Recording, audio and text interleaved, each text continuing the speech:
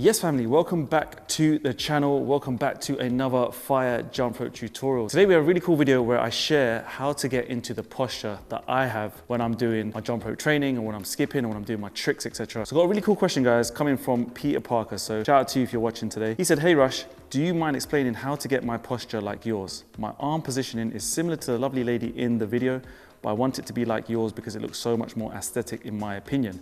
I tried to get close, but then I'm not able to drive the movement or move the rope anymore." So we're gonna get straight into this, folks. And the question is all about really how I get the rope moving given my posture. So step one is I wanna try and give you guys a quick overview of the kind of body types or hand positionings that I see around the world when it comes to people skipping. So most beginners, you see this kind of thing, right? Maybe when you were young in the playground, or as a kid, or real beginners out there, you see this kind of disconnection here, right? Everything is kind of like wide, and then the loops and the arcs are super wide, and then there's a lot of kind of, awkwardness around it, okay? And where I am with this position is, I think it's completely wrong, all right? There'll be a couple of opinions that I share in this video, but this one for sure, you do not want to follow, right? Arms out wide here, it's very difficult to kind of execute tricks, things like crossovers, things like doubles. You are making the rope shorter, okay? So if you're here, let's get you away from that, all right? Let's get you onto stage two. The next stage where most people are at, okay, is where they actually have their elbows close to their torsos, right? Which is actually not bad, in my opinion, okay? This is workable. You can do this. A lot of people feel comfortable doing it. And some people might not feel comfortable in my posture, right? So here, where you have the elbows tight to your body, guys, okay? From here, we can drive the rope quite nicely, okay? Everything's connected. Our biceps are connected to our rib cage, elbows tucked nicely. And then from here, we can still kind of work this rope around. And it looks cool, okay? It doesn't look bad as well. And you can kind of make the rope still move, right? You can still get the velocity, the movement. You can still generate power. You can still do things like double unders, for example, from here. You can even do double under crossovers, right? And we're getting closer to that kind of RA-esque posture that we're talking about. So if you're someone that's wide, try and get yourself now in this point, right? Where your elbows are more connected. You feel your biceps actually touching your rib cage. And as a drill to help you, if you're wearing a hoodie or a t-shirt, you can tuck the t-shirt in your armpits like this, right? And you then feel connected and you don't want to stretch away from it. You'll feel the sort of material come off, right? So try that as a first step. And then what the question was about was Peter is trying to get into my structure, right? And my arm positioning. And what I do is something quite unique, and it's something that, you know, it's been ingrained now. It's muscle memory. So it will take a bit of time. It might feel really awkward, but in my opinion, and he goes on to say that it was very aesthetic looking, so shout out to you. Very kind, nice compliment. But I have to kind of agree that when I watch videos, I like to see narrow loops, narrow arcs, as I always say. And with my positioning, what I'm able to do, guys, is I'm able to keep the loops very, very tight to my body. I'm also able to generate a lot of power. So when it comes to doubles and double under crossovers, you see like it feels a breeze.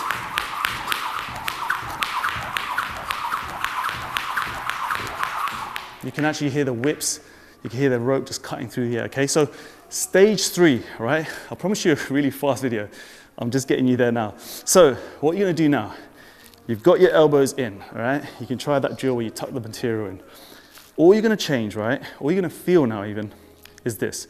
So before, when I said hands can be out like this, naturally what happens is your wrists will point upwards. And I said it's workable, right? A lot of people skip like this in the world, and a lot of people do it really well, right? The thing is, from that position, you can see there's quite a lot of distance between the wrists. And then it becomes a longer way to travel to doing those kind of advanced moves. So what you're gonna do now, what you're gonna feel, elbows are in, but what's gonna happen, a very slight adjustment. You're gonna now start to feel like there's this kind of string that connects the wrists together, right? And what it does is it keeps the wrists actually facing each other. That's the kind of feel, right?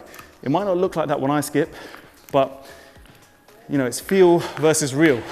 So when I'm skipping, the feeling is that my wrists are actually facing each other now, not at the ceiling or upwards. And then what that will do is it will put my thumbs on top of the jump rope, right? Not to the side, this is on the side. It's now feeling like I'm on top. The thumbs are right directly on top of the handles. And then from here, what naturally happens is because I've now turned the wrists slightly and facing each other, it also moves my forearms to sort of turn or twist a little bit as well. And then we get this kind of RA posture where the loops get tighter. And then what naturally happens, guys, just as a kind of follow on from that, when you do this movement, is it starts to move your elbow where it was tucked in here. It starts to move your elbows here in this position where your elbows start to face behind you a little bit. Okay, so what that does is when you stay connected up here, kind of at your armpit levels, is it kind of starts to bring your wrists naturally a little bit higher. So it's the reason why my rope looks long, but it's actually the right length for me. It actually just clips the floor. So a lot of people, you know, online always give me a lot of hate, say my rope's too long, etc., etc. It's because my wrists are not down here. They're not wide, all right? This is now hitting the floor too much friction. Whereas when I move to my position, you hear the clipping sound becomes a lot lighter because I've naturally brought the rope slightly higher with my wrist. So you need to tinker with your rope length when you try this, but just remember that, okay? Wrists face each other, forearms start to twist a bit, and now the thumbs on top. So the way you're gonna move this rope now is you're gonna feel like your thumbs flick down, right? There's more of a flicking down motion like this, as opposed to a spinning motion when your hands are away from you, right? It's actually like when you're just throwing water off. If you've got like water in your hands, you're just shaking it off, right? You're throwing it in this motion. So what that does is it propels the rope forward, right? Where this was spinning, this is like more of a spinning action.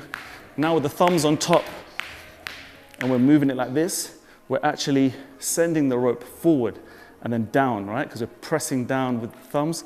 That gives us the speed.